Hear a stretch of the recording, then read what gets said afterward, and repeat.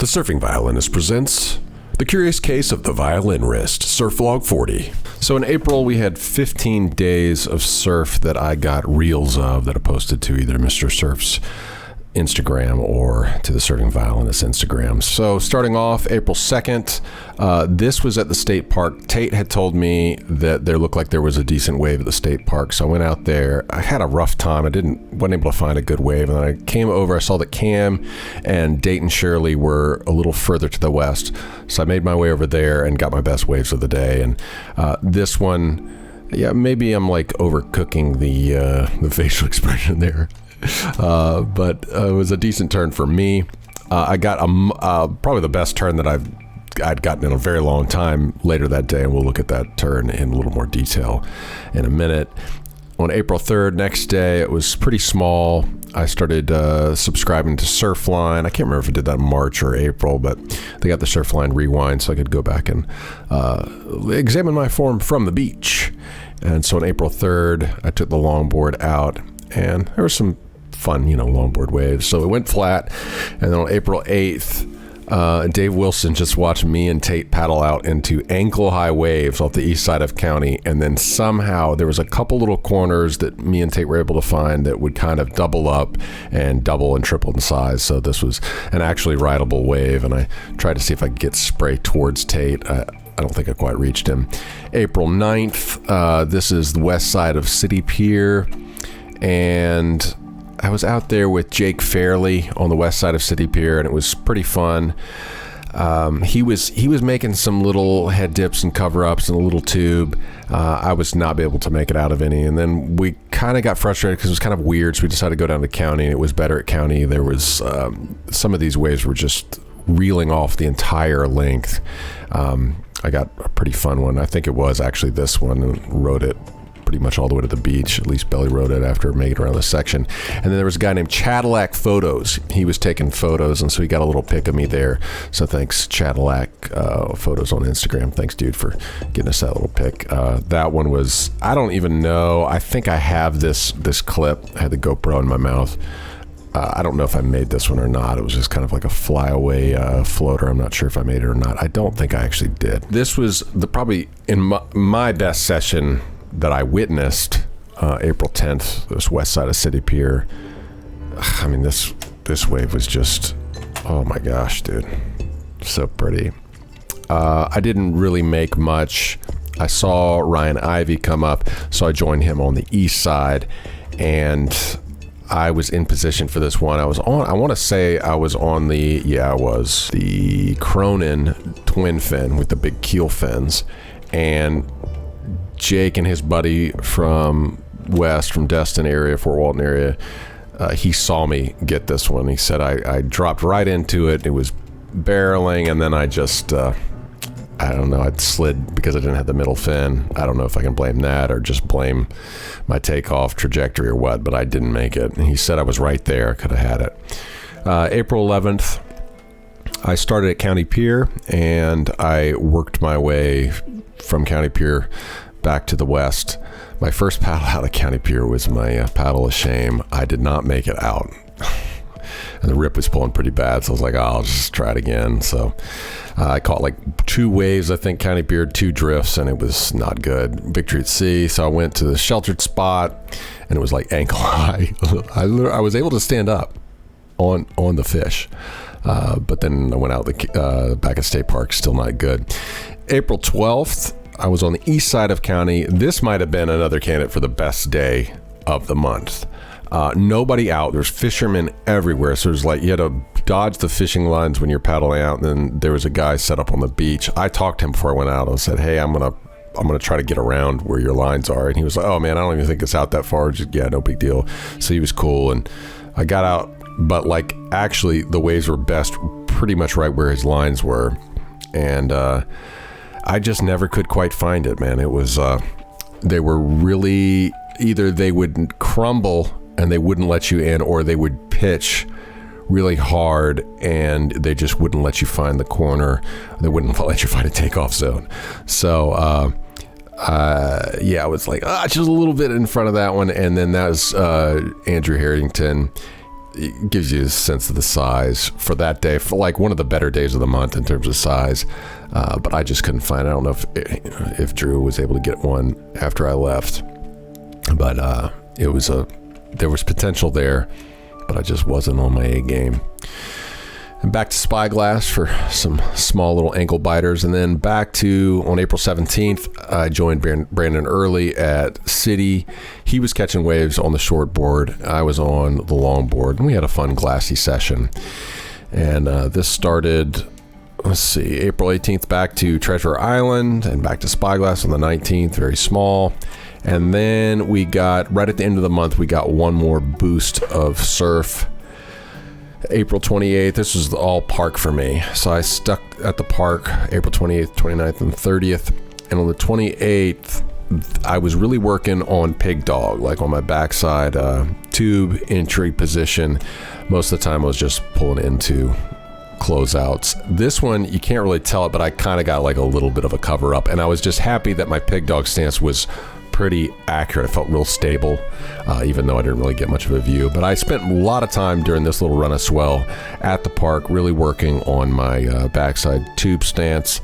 Didn't make much, but I felt more confident. So, of course, I haven't had any time to practice that recently, so I'm sure it's all gone away. In May, it ended up being almost all rights on the east side of City. So it's just funny how it shifts around so much.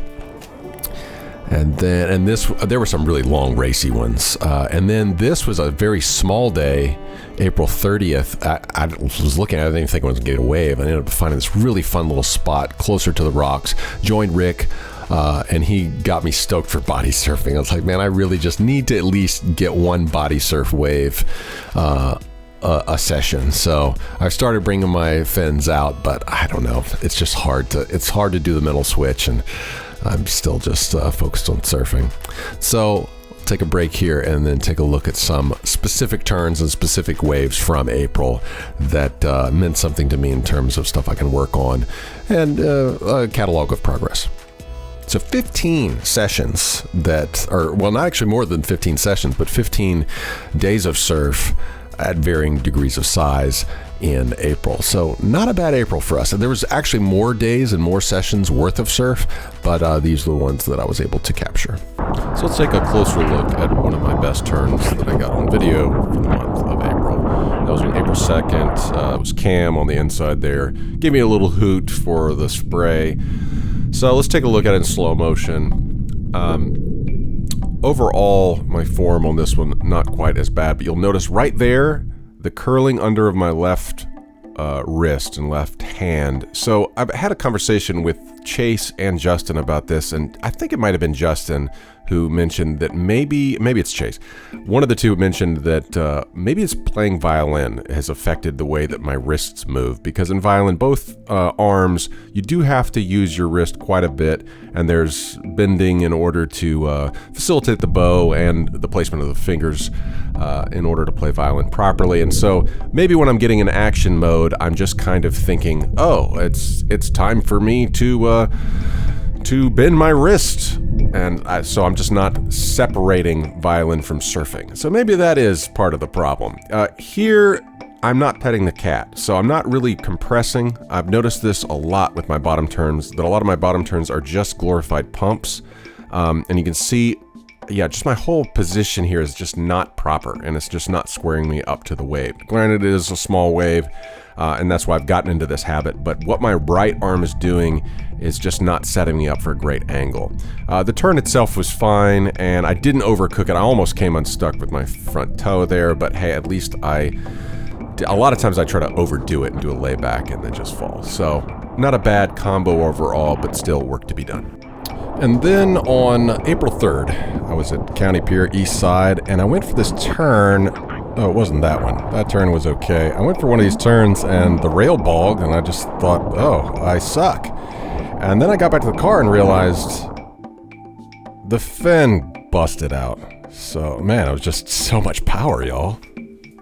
The miscellaneous is on hiatus now. RIP. I thought this unridden gem from April 10th deserved the slow-mo full-screen treatment. Thing of beauty. Missed opportunity. And here's the missed opportunity from the other side of the pier. Same morning. This is the one that Jake Fairley saw me airdrop into. And you'll see I bog my rail, so it actually ends up working as a stall, but then I never really recover my balance. I'm in the pocket. So I think I just like fell off out the face and then went over the falls. So yeah, a stabilizing middle fin would have helped, but it's just a lot of bad posture and balance issues on that one. Still a long way to go in my frontside tube riding journey. I went to Spyglass, tried to do some stationary shove it practice, get back into skimboarding, immediately almost peeled my big toenail off.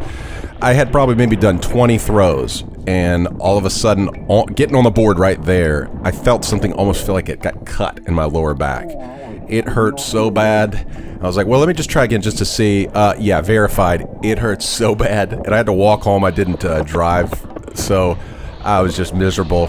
It's like I didn't want to sleep it off. I was like, let me just go ahead and try to skate. Weirdly enough, skating didn't hurt, but what did hurt was putting on my shoe. If I had to lift my left leg to put my shoe on, it hurt my lower back, and then it started hurting in my on the opposite side, and that's where the pain started happening. I did paddle with Brandon that one morning. I just did a little paddle out, and then I kept skating, and the skating didn't seem to bother me once again.